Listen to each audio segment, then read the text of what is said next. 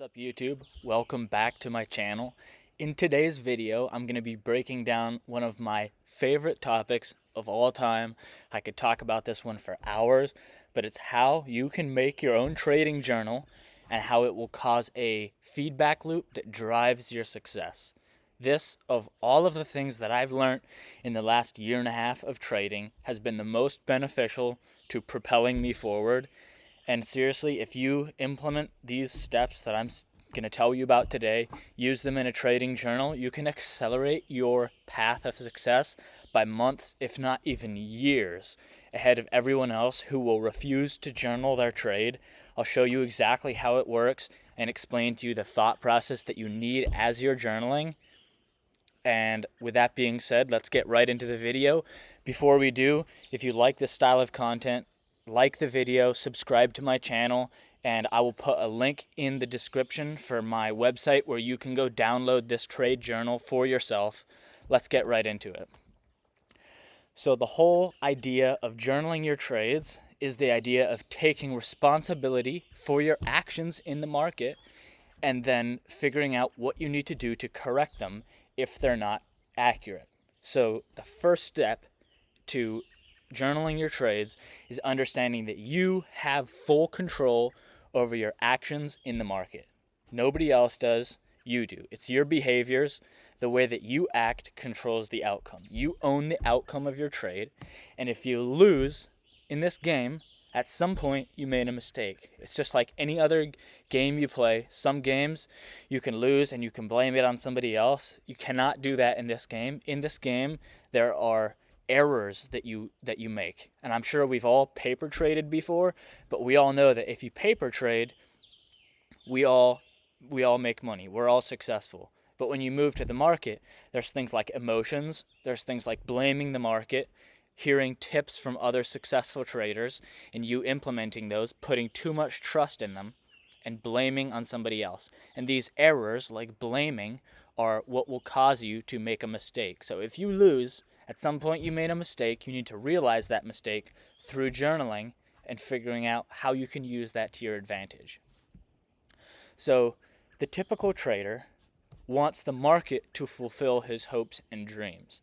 So if this sounds like you, and if you have placed your faith in the market, like the market's been ripping, all of your friends are making money just buying calls and the market's going up, and you believe that the market will fulfill your dreams, that is a terrible way to set yourself up to experience pain from the market. You see, the market has no right to satisfy your desires.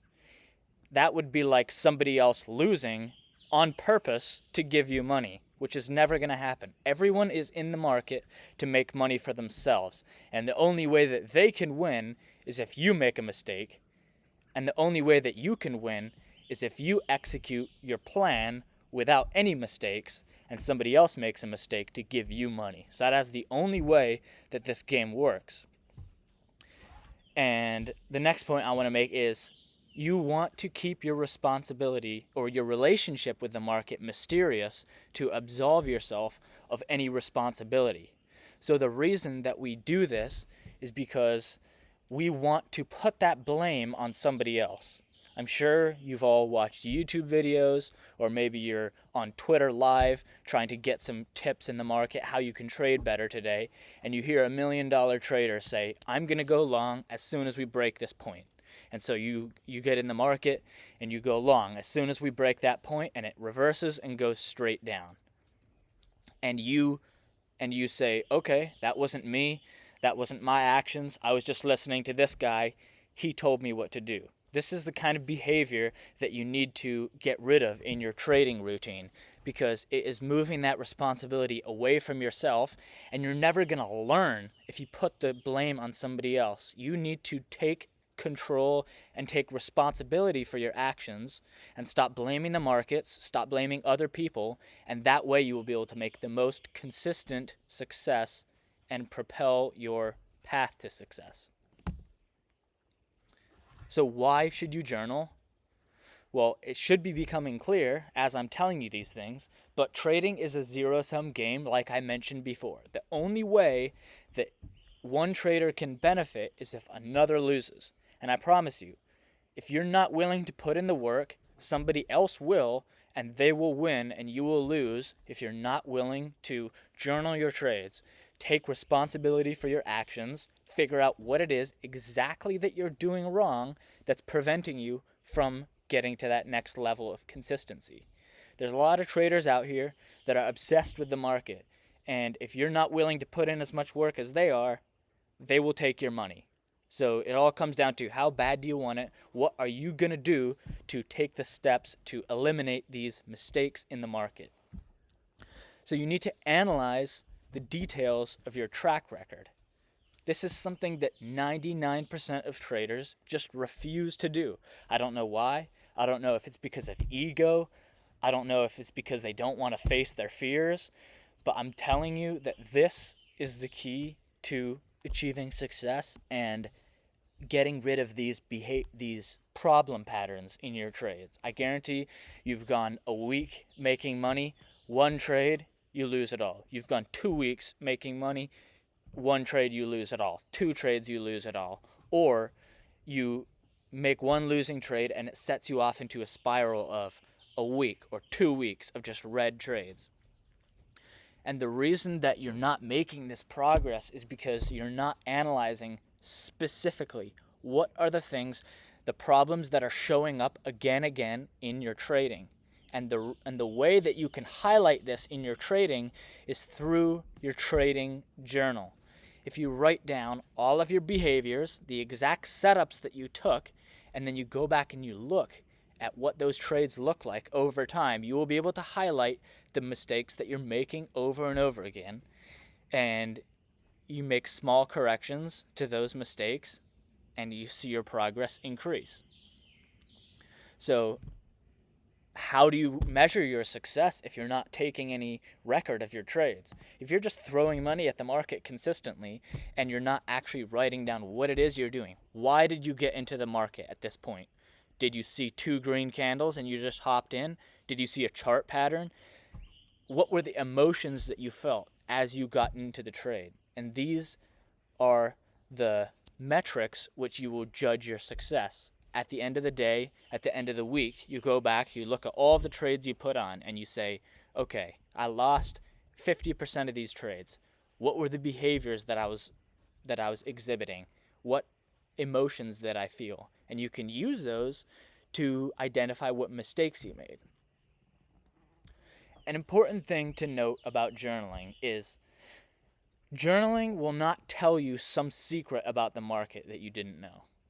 And I originally thought that when I started journaling, I would suddenly realize that, on Fridays, the market always does this, or on Thursday afternoon, I need to make this long trade and I'm going to win. That is not what trading will do for you. What trading will do is will highlight that you made the mistake in the trade and that your mindset and the way that you approach the market needs to change in order for you to see this consistency.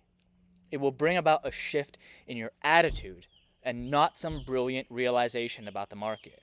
And the reason for that is your realization is not going to be that the market is this consistent thing which you can rely on, because we just put that in the first point of the video, that the market is not here to satisfy your hopes and dreams. You cannot put your faith in the market that it will give you what you want.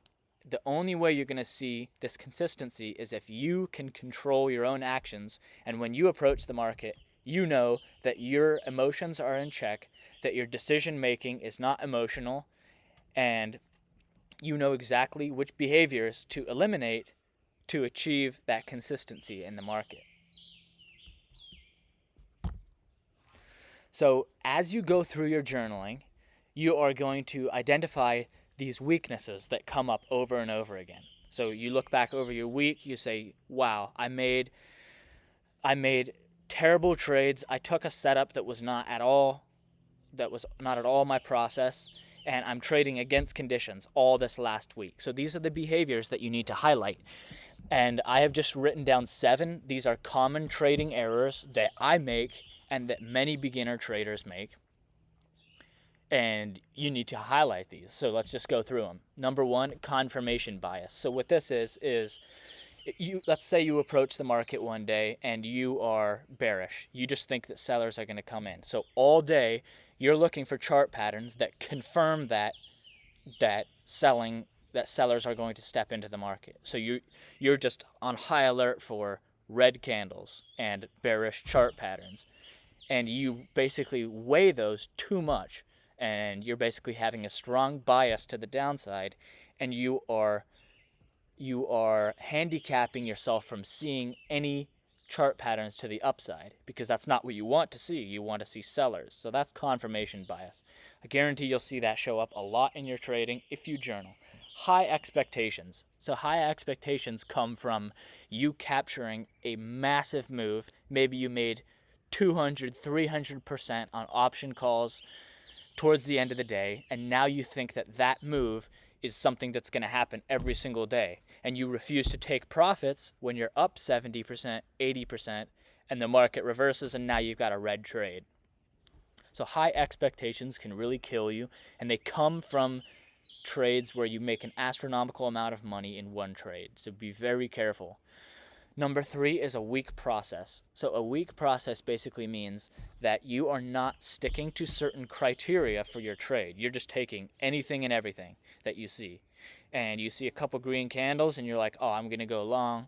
And you convince yourself that this is an opportunity to go long, versus having strict criteria saying, no, I'm not going to take this trade because it's not 100% in this way. I don't see the buying pressure I need. I don't see the volume I need. These are all criteria which you need to put in place, so when you see them, you know you can take your trade. Number 4, being too competitive. So let's say at the beginning of the day, you start off the day with a losing trade, and the rest of the day you're frustrated, you're angry, you say, I'm going to trade today, I'm going to make that money back. And you put on a trade, you do it out of anger to try to make that money back and make yourself feel good, like, oh, I'm not a loser, I can put on a winning trade. When you come from that point of view, it's called revenge trading, and it's a terrible state of mind to be putting on trades from. If you haven't done it already, I can almost promise you that you're going to see it. It comes up a lot, but it's called revenge trading. You can look it up. You'll definitely see that show up in your journal. Number 5, always wanting to be right.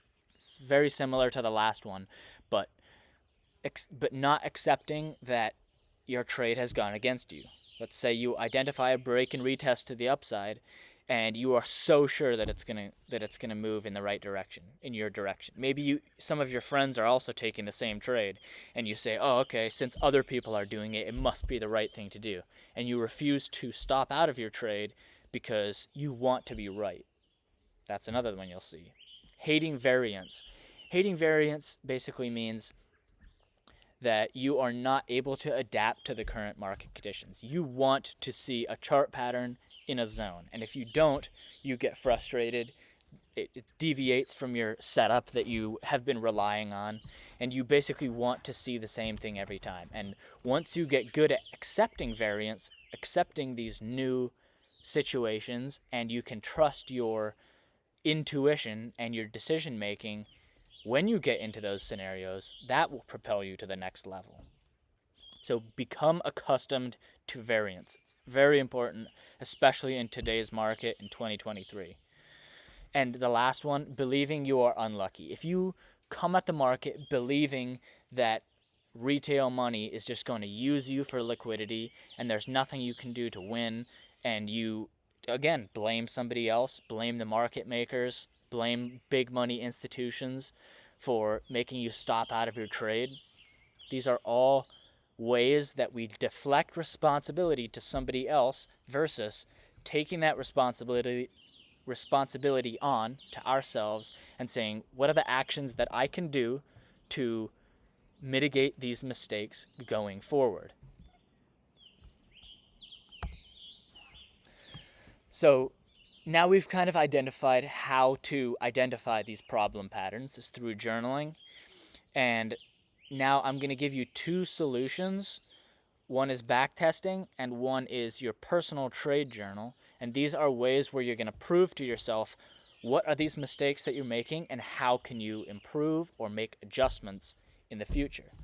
So backtesting is one of my favorite things of all time. I wish I had found it way earlier. But basically what backtesting is identifying a problem and then going back in time. So maybe back looking at the last 2 weeks, 3 weeks, and figuring out where that problem shows up in past price action, and then looking at it and saying, okay, what could I have done in this situation?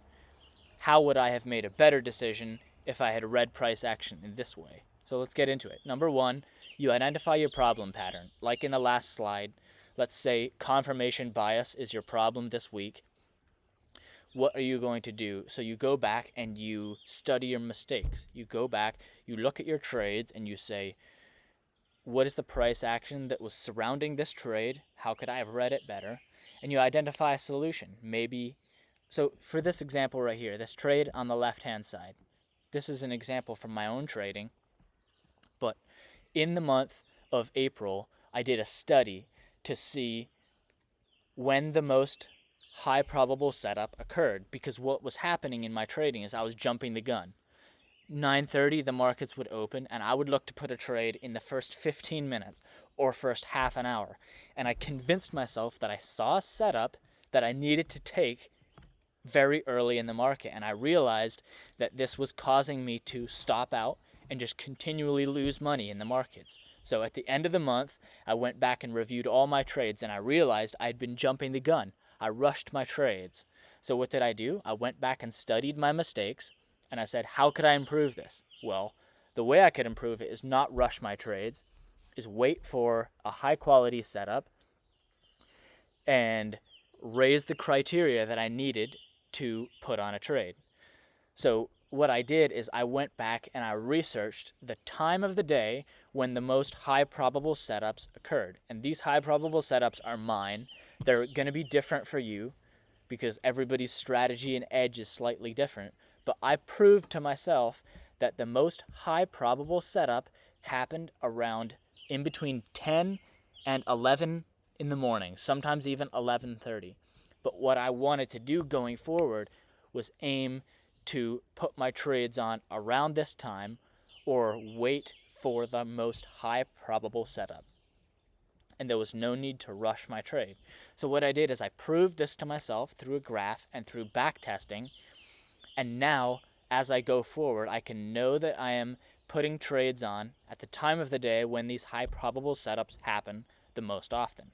So this is an example of back testing, and you can use it in journaling as well. So now the most important part of this video is this trading journal, which I made, that encompasses all the important things that I look for that constitute a good trade for me.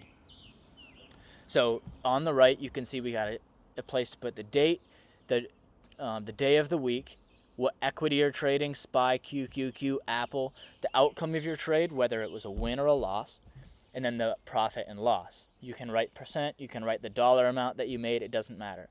You write a short trade description. What is the reason you took this trade? What was the confirmation from other setups? You can jot that down. And a very important point here that I added is grading your performance. So grading your performance means the 5 key steps: identifying market conditions, draw key areas of value, determine risk to reward ratio, was it a high quality setup, and did you capture the entire market imbalance?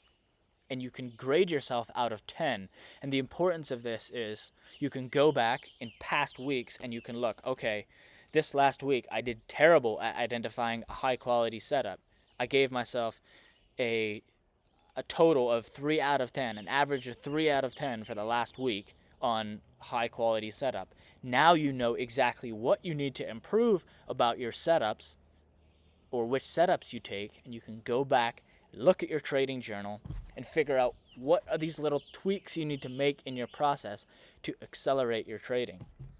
Then on the right, you have a notes section, and you have a section about what I did right, how could I improve, did I follow my trade strategy, and the limiting beliefs that caused you to either win or lose. Sometimes, even if you win, you'll have limiting beliefs. And I always try to highlight these every single time. So the importance with this journal is you need to be brutally honest with yourself. Here are some examples of my trades, of my trading journals. But what you need to do is be brutally honest about your performance. Do not be afraid to just lay into yourself, right?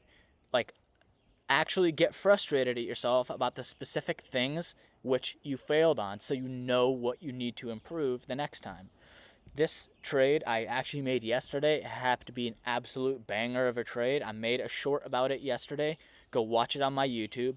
But I gave myself a very high grade. This is a winning trade. Does not always happen, but I happened to almost hit 10 out of 10 on all of these points.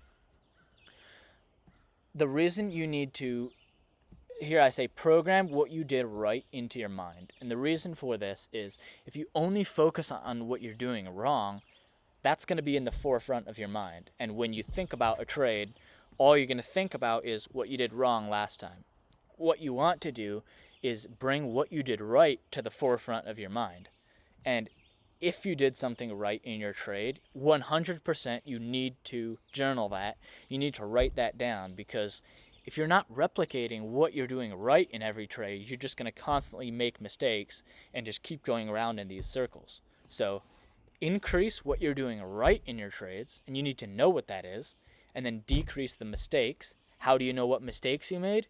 Through your trade journal right here. Write down specifically what you did to win and what you did to lose. And that way you will be able to identify these little tweaks you need to make in your strategy to propel you forward. So that's all I have for this video. Please go to my YouTube channel and go to my website. I will provide a link so you can download this trading journal to use it for yourself.